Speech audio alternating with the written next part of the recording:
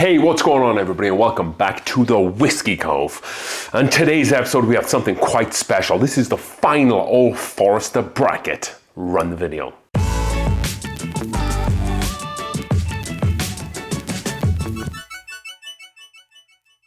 Alright then folks, thank you for joining us for another new and exciting episode of the Whiskey Cove. And this is the final part of a 3-part bracket series finale, call it whatever you like. We are in for an absolute belter. If you haven't seen the first and second brackets, definitely go back and check those out because you don't want to miss some of the surprises that we saw during those. With that being said, we have 5 excellent offerings from Old Forester that we will be blinding and finding out which is the best. As you can see, there's 4 bottles, 5 glasses though, 1 behind each bottle and then 1 here.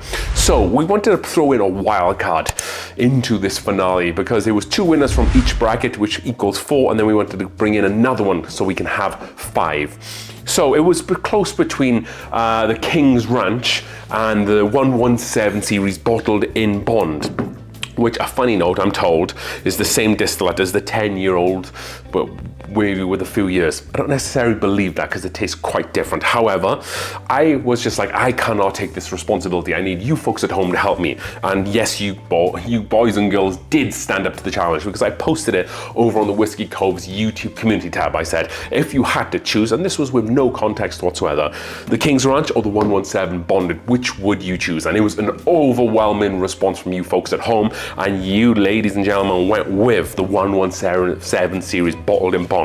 So the King's Ranch narrowly misses out in this blind. So then making up the full lineup, we have the 117 series bottled in bond. With that being said, if you like what we do, definitely hit that like button, comment down below to help out the YouTube algorithms for this channel. Hit that subscribe button and then knock that bell icon too. With that being said, let's get these bottlers out of here. Let's mix up the glasses and then we'll come back and start tasting whiskey. All right then folks, these whiskeys are now mixed up and I have no idea which is which. They were already mixed up by my beautiful wife, but I've just thrown them around a little bit more. Again, no idea which is which. So what we'll do is we'll start at your left here, make the way over to your right, and then we'll pause the camera, taste back through, really grind out some smaller details, which I expect to be very close in this one. So with that being said, let's go into glass number 1 here. This is going to be an excellent blind. I know that from the start. And whatever's in this glass is pretty damn good stuff so far on the nose. You get bags and bags of like a cherry liqueur in here. A really nice, freshly toasted oak barrel characteristic. Almost like a fruity pebble cherry vibe going here too. Caramel popcorn. Just a real richness here. Let's go in for a taste on glass 1 here. So the palate is so thick and so viscous. I immediately get hit with maple syrupy goodness. This is, and I have a feeling that I might think about a lot of these like this, but this is like a very dessert, breakfast forward syrup. It's very, it does a very great job at coating the whole mouth there as well. You get a little bit of spice towards the back end, but it's not like a spice that you come to expect from like a dried oak spice or like a rye spice. It's more of like a hard ginger candy you can buy from the stores. They're like a little chewy. Put them in the mouth and you get like a lot of sweetness to begin with, but then on the back end you get like that ginger spice there, and it kind of has this going on here. It's a phenomenal start to this blind. It has plenty of wood there, a nice oak backbone that balances out those sweeter notes. And then that small little bit of ginger-esque spice, if you like, definitely adds another layer of complexity. This has been a great start. That was glass 1. What we'll do is we'll cleanse the palate between each one, and then we'll move into the next glass accordingly. And we are using Glencairns today. If you would like to go and buy a Glencairn, go over to the Whiskey Cove's website, thewhiskeycove.square.site, where you can purchase a Whiskey Cove branded Glencairn, a Speyside Taster, a rocks glass for absolute bottom prices there. This is glass 2. So this shares, this is very similar to glass number 1. I wouldn't say as maple syrupy forward, but it definitely has some of those hallmarks there. A real toastedness to it, like a toasted marshmallow. Powdered chocolate, like Hershey's sauce / Hershey's powdered chocolate. Kind of is like a graham cracker there as well with a little bit of spice. Heck, you got a small right here in this glass. Very syrupy on the nose. Let's go in for taste glass 2. What's really jumping out of this glass is that it almost feels like it has a little bit more proof. Maybe not as sweet as the first one, but it definitely has sweeter notes, and then the proof with this cuts through. I don't know what proof this is, but it definitely feels like it's a little bit more of a jump from glass 1. You don't get as much wood in this. Touch of cherry there as well, a little bit with a caramel cinnamon note. So you do get a nice little bit of wood that's kind of reminiscent of maybe like a pecan wood. I know there's people out there are like, what's the difference between all these woods? And so I like to do a lot of barbecue, and I like to smoke a lot of meat. So I have had quite a decent experience with different flavors from woods, like applewood, pecan, hickory, oak. So I've been able to taste different, or the same cuts of meat smoked with different wood palettes, and that's been able to give me a good indication of the subtle differences between the wood.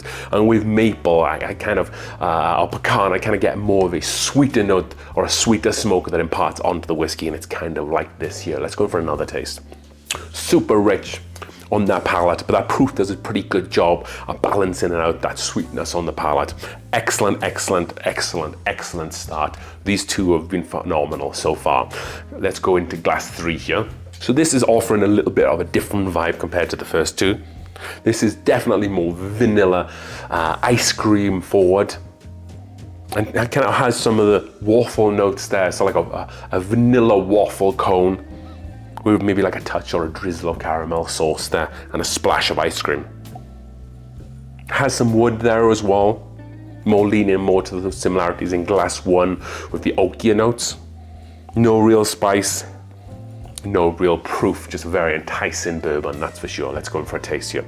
So glass number 3 is definitely a little lighter on the palate, where these were cherries and charred flavors. This is maybe more of like I said, a lighter vanilla, almost getting like a peaches and cream note, maybe like a lighter stone fruit, maybe like an appley note on this one so far. And it's really nice that you get some of those sweeter notes, you get some of the vanilla notes and some fruit notes as well. And it's kind of different to being like chewing constantly on your palate with these two, like I said, toasted marshmallow, a lot of toasty woody maple syrupy notes. Really great addition to this blind so far. Glass number 4 here. I don't know, I'm not really looking at color so much on this blind, but this one definitely does seem to be darker straight off the bat. And it has an abundance of sweeter notes there. It's like nosing a maple syrup that is finished in a bourbon barrel. You can get those, I think there's one that a company does called Crown, which you can pick up from Costco. And it kind of is pretty similar to that. You get a lot of those toasted, a lot of those double oaked, real dark flavors in this. Plenty of wood there as well. Let's go in for a taste glass 4. And just on the palate, again, the real richness. This has probably been the most syrupy so far. It just has the viscosity on your palate like a maple syrup. This is very approachable. There's no real burn on the back end there. There's no spice. It is just a sweet dessert whiskey bomb in every aspect of how it tastes. If you're someone who's trying to get into whiskey, drinking it neat, whatever's in this glass, you need to purchase this. Like I said, it doesn't really have that much proof, but that sweetness is just blowing my mind here compared to these other 3 so far. Let's go in for another taste here. I'm also getting a lot of oak tannins hitting my palate. Again, I said it on the nose, a lot of wood, a lot of double oaked characteristics, if you like, and that's here in abundance. But you do get a nice little bit of dryness on the back end from the amount of wood that this has probably been in contact with. New charred oak, that is for sure. Another great addition. Let's move into the last glass. That is going to be glass 5. Okay, this is more leaning towards glass 3 here, in terms of like the more fresher fruits, like freshly cut Fiji red apple. It's quite juicy in that aspect, but it also lends to some of the other charred oak flavors, new charred oak flavors from the barrel characteristic. So it kind of has a nice little bit of sweetness, but then also through that it has some lighter flavors that kind of elevate it and kind of balances everything out. Very approachable, not much heat on the nose once again. Let's go in for a taste. And then much like the nose, I'm getting a lot of those same flavors on the palate. I'm getting kind of a fresher apple-y note, and then some of that barrel char. But then also as well, as I'm drinking through it, again, like a bit of like an espresso bean, a chocolate-covered espresso bean that has that little bit of bitterness as you're chewing it up. And this kind of has that on the back end that's probably coming from the wood. I'm not saying that this is the most youthful here. It definitely carries a bite. I think I didn't really nose any proof on the nose, but the taste of proof or ABV is definitely there on the back end. But again, not in a bad way whatsoever. It elevates some of the sweeter notes and elevates some of those apple-y notes as well. A really great balanced whiskey to finish off what has been a phenomenal blind. So I have the hard task at this point. Pause the camera, I will taste through them. We'll try our best to put them in an order, and then we will come back to figure out which Old Forester is the best. All right then folks, and with much deliberation, I'm a little bit sauced up at this point because we've been drinking a lot of whiskey here, but a lot of very good whiskey. This was definitely closer than the first blind, the first bracket and the second bracket. I felt like there was a couple of clear winners in that. However, each one of these glasses had something almost subtly different to the other ones that I really liked. However, there can only be one winner today. So let's delve into it. We have the answer key in the pocket provided by my wife. So last place was glass number 3. Yes, it was a little bit fresher in some of the flavors, but as I was tasting back through them, I would just found myself gravitating maybe to more of the double oaked, maybe more of the toasted marshmallow, s'mores type flavors. If I drank this on its own, I'm sure it would be very good. I'd be very happy with it. However, let's find out what it was. It is going to be in 5th place. I think this is where the bottle actually started. It is going to be Old Forester 117 series bottled in bond. I was a little bit worried that this might win because this kind of came in as a wild card and it didn't really make sense for it to win. However, it came in 5th place, which like I said, makes a little bit of sense because it did come in as a wild card. Really great, really awesome palate. It just, up against these other ones, it just fell a little bit short. Something has to come in 5th place, but 5th out of 10 is not bad at all. So 4th place was actually glass 4, funnily enough, and that is going to be, oh, okay, I think, to be fair, I thought that this was the whiskey I was drinking. That is Old Forester 1910. I love Old Forester 1910. I say on this channel just how good it is. What this didn't have compared to maybe the others is it just didn't have that proof bite. I'm not saying any of these were really like proof or alcohol forward. I felt that it was just missing a little something to counteract those sweeter notes where these 3 just kind of had it. Again, very excellent showing from Old Forester 1910, and like I said earlier on, a great starting whiskey for anybody at home there.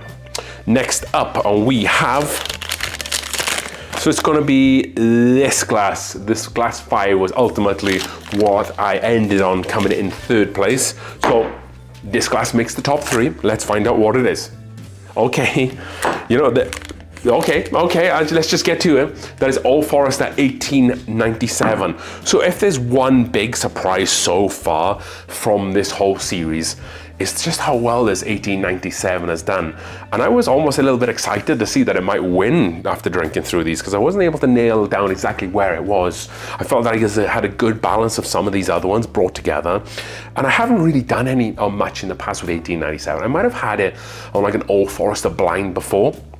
But this has kind of changed a lot of my thoughts towards it. It could become a very good everyday sipper for me here at the Whiskey Cove. However, we have 2 left. We have 2 bottles, and they are going to be Old Forester 1920 and then Old Forester 1924. Wow, 1924. We did the review on that. We thought it was good, but maybe not worth the money.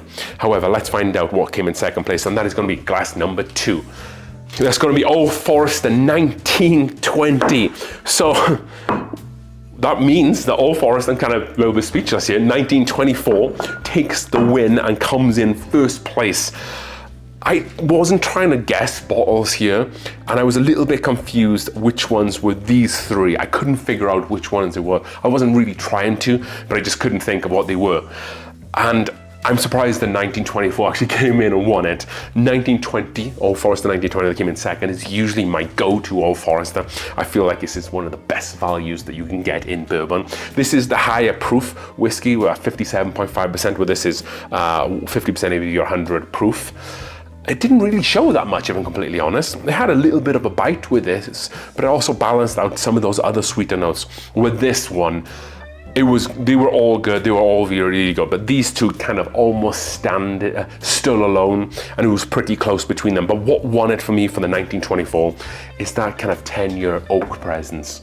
I felt like these had the sweetness, had the vanillas, the caramel, had the proof, much like some of the other ones, but this one just had that extra oak backbone that really brought it all together and brought it home. So we are running over a little bit on time, but wow, this has been an excellent blind. I love doing blinds and I love doing brackets just to see how my flavors match up to what I believe how good whiskey is. And I think an excellent showing, but definitely a big surprise for 1924 to come home with the win. So if you like what we do, don't forget to subscribe to the channel as we drink through the world's whiskeys one glass at a time. Thank you all for watching. I really appreciate it. Cheers.